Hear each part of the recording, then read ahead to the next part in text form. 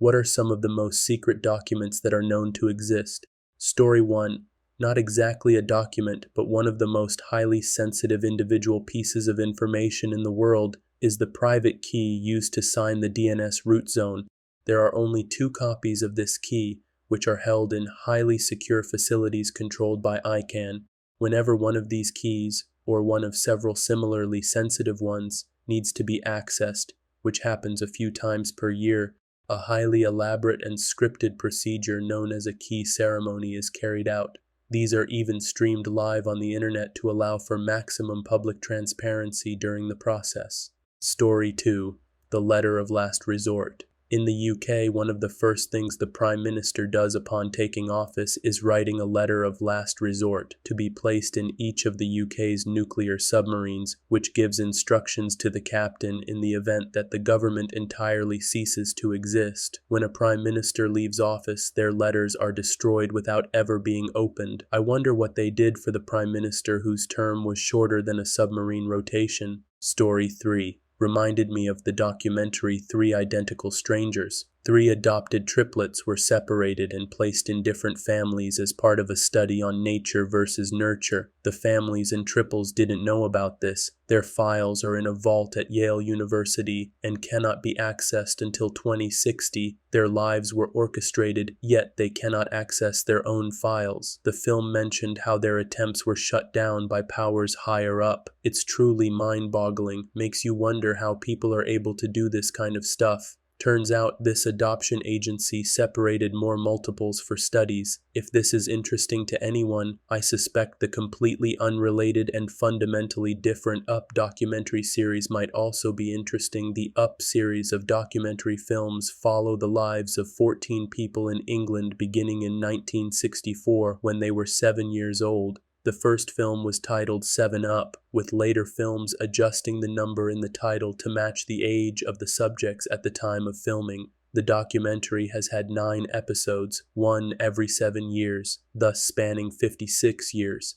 Story 4. Some of my favorites are personal notes that people leave for one another at key jobs. It's a known fact that every former president of the United States has left a note on the desk for his successor. Some of those would be very interesting to read. Also, it's not uncommon for bands and athletes to leave notes for each other before or after performances at large venues. It would be cool to see some of those, especially because there have to be some unexpected crossovers. Story 5. The Letters of Last Resort. In the UK, their only remaining nuclear weapons platforms are their ballistic missile submarines. When those subs are at sea, they are supposed to be so stealthy that even the Prime Minister doesn't know where they are, as part of the deterrence protocol, which means that no matter what kind of nuclear attack you hit the UK with, they will launch nukes against you no matter the damage you cause. Every PM writes 4 letters of last resort, one for each of the 4 submarines when they become PM. The contents are most secret, but their purpose is to be a final message to the submarines in case the UK government is wiped out in a surprise attack. My understanding is that if a sub doesn't receive contact from the government at all past a certain amount of time, like 96 hours I think, then they are to open those letters from the safe. It's been speculated that a number of options for the sub's captain could be laid out, such as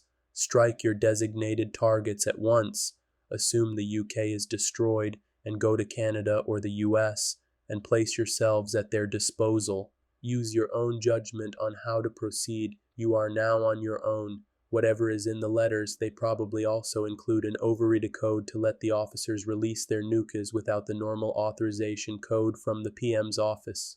Story 6. Secret and top secret documents, depending on the country in question, dealing with key governmental deliberations can be withheld from the public for 25 to 30 years. In the UK, I believe that the King's Queen's personal archives are held back for 100 years. The BBC Radio 4 used to do a fun series called UK Confidential, which involved installments when new secret documents were released. It was really great. They would interview folks who were still around and part of the action from the time in question and would use voice actors to read the key documents. They had someone do a dead-on Thatcher, among others. It is cool to hear the deliberations from the time of the events. It is the real inside story. Some of the events are heavy, but some are light and funny. Story 7. The NKVD Archive. The Russian government allowed access to some of the archives during Glasnost, but this practice shuttered when Putin came to power. Vasily Mitrokhin, a KGB archivist who defected to Great Britain, gave several trunks worth of handwritten notes on the contents of the archive to MI6. These notes form the primary sources for the book The Sword and the Shield. The Mitrokhin Archive and the Secret History of the KGB. One memorable revelation from the book is the story of what really happened to an NKVD detachment in the Odessa catacombs during the siege of Odessa. Official SVR, Russian Foreign Intelligence Service. History recounts the detachment valiantly against the Germans to the last man. In reality, they descended into madness and killed each other well before the Germans even got there. I often wonder what else is in that archive. Story 8. The Data Unit 731 collected data regarding the effects of biological and chemical weapons will probably never be released, even if they didn't use such inhumane methods to collect them. From what we do know, Unit 731 basically treated all their prisoners as lab rats running sadistic experiments purely for their own curiosity and enjoyment. I doubt Japan or the US will ever reveal the documents in their possession, since they highlight the brutal behavior of Japan and the blunder of granting immunity to former members of the unit. Story 9. The Dune 7 Notes and Outlines. Frank Herbert's notes for his next planned book, concluding his Dune saga, were found by his son Brian after his death on some floppy disks. They were used by Brian and Kevin J. Anderson for the sequel novels Hunters of Dune and Sandworms of Dune, but the notes have never been released to the public. This means that fans are unsure how close those new books are to Frank's original plans, and has even led to conspiracy theories. See here or here that the notes don't exist, an idea which is widespread but unlikely. Story 10. The Minutes of the First Council of Nicaea. This one borders on legend myth, as the only people who can confirm it even exists have kept it a secret in the vaults of the Vatican, and if they do exist, they would be 1700 years old. The First Council of Nicaea is commonly known as the First Ecumenical Council that created the first known uniform Christian doctrine. Most people familiar with this know what came from it was the accepted origins of Christ, the date and celebration of Easter, and the establishing of canon law. One significant thing missing is the discussion of accepted Gospels to later became the New Testament. In fact, there is no known existing record of any discussion of biblical canon at the First Council, kind of a huge omission from history. What is mostly not known are the parts they decided to leave out and their reasons for doing so. The only known dissenting opinion on record at the First Council was Arius' claim that Jesus was created out of nothing, not begotten, born from a mortal womb. One of the main reasons for having the First Council was to declare this as heresy. The only official document released to the general public was the Nicene Creed, but this is the finished product. It's presented as though they created the final product as they went along. Historians agree it's extremely likely several scribes were taking minutes of the meetings that were later organized into the final creed, which itself was revised, of course, for decades later. The theory is that Emperor Constantine kept the minutes in the ecumenical archives of Constantinople, or kept them in Rome, either way later to be locked away in the vaults of the Vatican. Story 11. The letters of last resort are always kept secret and then destroyed without being opened. Well, so far. The new Prime Minister of the UK has to write letters to the captains of each of the 4 submarines in the Trident program.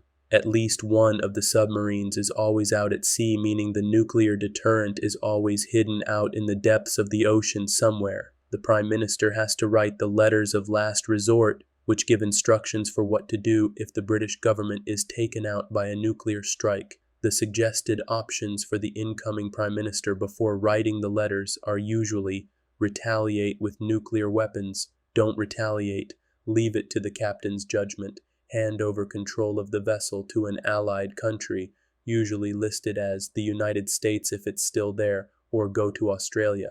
Apparently, Tony Blair's face was completely white when he left the office after having written the letters. The letters are then stored in a secure safe on the submarines till a new prime minister is sworn in, at which point they're destroyed, unopened. One of the signs that the submarine at sea uses to see if the UK has fallen is by checking if Radio 4 is still broadcasting. Apparently a few years ago, when Radio 4 went down, they were on a higher level of alert till they confirmed that the UK was still standing. Story 12. The Netherlands houses American nuclear weapons, even though that's officially a secret. We know this because of a couple of interesting incidents. In the 1960s, an MP asked the Minister of Defense about 3 specifics of the weapons, and the minister acknowledged that there were nuclear weapons. Because this was in Parliament, this was legal despite being secret. 2 former prime ministers have in interviews openly talked about the existence and location of these weapons. The public prosecutor looked into whether this counts as revealing state secrets or ignoring civil servant secrecy. It was decided not to pursue it, as they could only prosecute if they officially confirmed that what the prime minister said was true and supposed to be secret. Interpret this however you want. Story 13. Think the discovery of the Titanic was just about solving a historical mystery? Think again. It was actually a cover for a top-secret Cold War mission by the U.S. Navy. The real objective? To locate 2 sunken nuclear submarines, the USS Scorpion and the USS Thresher, which had sunk in the 1960s, taking their nuclear secrets with them to the ocean floor. This covert operation was shrouded in secrecy, with the world none the wiser. The discovery of the Titanic was a fortuitous byproduct, serving as the perfect smokescreen for the Navy's true mission. It wasn't just about finding a long-lost ship, it was about safeguarding some of the Cold War's most sensitive secrets. When this truth came to light, it added a whole new layer to the already fascinating story of the Titanic's discovery. It's a stark reminder of the lengths governments will go to protect their interests, even under the guise of historical exploration. Story 14. The documents detailing whatever the hell actually is in Area 51. If it's not aliens, then it must be something so freaky that the powers are happy to let people think it's aliens. Presumably, when each new president or vice president takes over, there must be a whole bunch of classified information that they have to be told about. I'm surprised at least one of them hasn't actually sneaked copies of these documents. The more excitable presidents could very easily get them leaked online for a "see everyone, the conspiracies are real, this is what is actually out there" diagrams, pictures, all official. Story 15. The Scrolls of Thomas. The short version is they are believed to be texts that were written closer to when Jesus was alive than the 4 Gospels that made their way into the Bible. Therefore, they might be a more accurate retelling. As the Scrolls of Thomas somewhat conflicted with the other Gospels, the Catholic Church chose not to include them in the Bible and tried to keep them secret. A quick Google looks like you can read them these days. Thanks, Internet. But they were pretty secret for a long time. Story 16. Documents in Russia, China, Iran, etc., relating to the attempt to sway U.S. elections in 2016, 2020, and now. Documents relating to the operations to influence Western countries by China, Russia, and vice versa. There have not been leaks. There have not been whistleblowers. Just tiny signs like Putin putting Meta on terrorist and extremist lists. There is a very dirty war going on between West and East plus China currently. We are barely aware of it, but it is very real and involves tons of people. This era will be looked at with a very different historical context, when that dirty war will be made public perhaps in the next 100 years. I cannot believe it will remain completely hidden. At some point, some people will want to talk about it publicly. Story 17. The ones that no one will ever make a Reddit post asking about. No one will ever know of their existence outside those involved in making it, and that will remain secret beyond our normal lifespans, and potentially have been so for years, and will continue to be for the foreseeable future. It is what I call the serial killer black spot. No one will ever make ID shows about them because they will live their whole lives without anyone noticing them, and they will pass away without anyone the wiser. We can theorize about a lot of stuff, but yeah, there must be documents out there on topics so obtuse, bizarre, or far-fetched that not even a whole stadium full of conspiracy theorists can even dream about, or barely scratch the surface of the most insane stuff that is kept secret for multiple levels of reasons. Those are the most secret documents ever. Story 18. Working for the military, I would say WW2 era documents and onwards, like the Korean War and Vietnam War. As one commenter already said, yeah, most are pretty bland as operations reports, like how the troops had hot meals upon being relieved by a fresh batch of troops from the trenches. Some are graphic due to blunt descriptions of the casualties on the battlefield, like how a soldier lost his leg in a minefield during mine-clearing operations, and how that leg ended up being described as a Christmas tree ornament atop the pine trees beside the battlefield on a winter night in Korea. All have that straightforward writing style of 5 W's and HS and the keep it simple stupid formula. The ones I had clearance to aren't redacted with the black markers but are usually in the archives. Story 19. Apparently, the Mormon Church has a habit of seeking out as many documents as possible from the early days of their church's history. They pay huge sums of money to quietly acquire them before they go public, with the claim that they are preserving the history and safekeeping it, but in reality, they are made to disappear into a vault somewhere, if not outright destroyed, never to see the light of day. It's not too hard to guess the gist of what is probably on those documents. And the fact that the church leaders are so scared of them that they refuse to display them or even acknowledge what they have just confirms it. That is pretty ominous, or at least for Mormons. The rest of us probably couldn't care less. I would imagine the Vatican has a similar collection of antiquities that will never be displayed or made available for research. Story 20. This might be very local, but the agent documents in Hungary. Practically, there's a list containing the names of the people who collaborated with the Department of State Defense and the brutal communist regime during the socialist period as agents and informants, reporting on their neighbors, co-workers, fellow officers, etc. Now, what's curious about this is that it does not matter that the government has been in power since the change of system. These documents weren't made public. Their reasons are complicated. Partially, it is true that many people were forced into agency, either by being threatened or being offered less severe punishments. However, it is widely believed that the current Hungarian political elite contains or largely consists of people who had some sort of association to the former Hungarian communists. Probably some of them were agents themselves or had relatives who collaborated. That could be why it's not being revealed even though the public wants it. Story 21. I used to be a submarine missile technician Trident II in the Navy. One of the documents I used to handle as part of the targeting suite was called the Reserve Force Target List. It was classified as top secret, single integrated operational plan, extremely sensitive information. At the time, I believe PSYOP ESI is now equivalent to Nuclear Command and Control. While top secret is the highest classification, there are multiple compartments within TS, and I remember that orange cover doc being specifically classified for that compartment. It used to contain a list of targets, the designation of the target via an alpha code, longitude, latitude, fusing option, pattern, height of burst, and several other letters and numbers. You'd need to look up the codes in another document to understand the definition, like with the priority code, in order to understand what it represented. Story 22. Suspicious Activity Reports, or SARs, are very common but very secret documents. Banks make them as reports they file about suspicious transactions, but many mundane transactions are written about too. Bank staff will try to write short profiles of the people sending or receiving money. These documents are highly invasive against usually normal innocent people, but they're also legally required by most countries. In the US, it is illegal for non-bank personnel to possess these docs.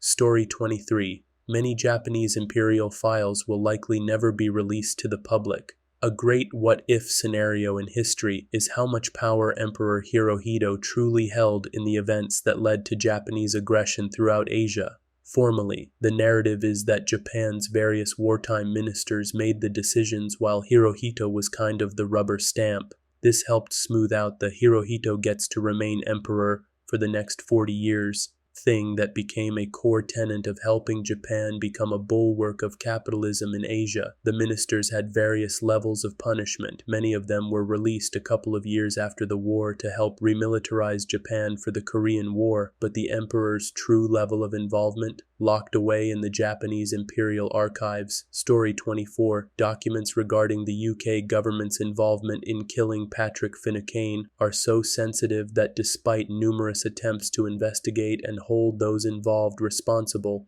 even with PM support, they claim that the intel services shut the investigation down. That is crazy, that your intel service will tell your highest civilian leader to F off. Finucane's wife Geraldine declared in court papers that UK Prime Minister David Cameron stated at a meeting with Finucane's family in London that it is true that the previous administration could not deliver a public inquiry, and neither can we. There are people in buildings all around here who won't let it happen. Story 25. This might not be shocking to the people of Reddit, but I have found in my regular life that a lot of people believe that MKUltra is still just a conspiracy. They have no idea about the financial documents showing the government purchasing all the LSD, and on top of that, almost no one in my offline life knows about the German city in Argentina that are descendants of National Socialists. Most people I start these conversations with have no idea what they think happened to the National Socialists and think MKUltra is all one big conspiracy. Story 26. The estimation of the situation from Project Sign is a document I would kill to have a copy of, so this one might not count. The document was probably destroyed, but it's generally accepted to have existed and its contents more or less known.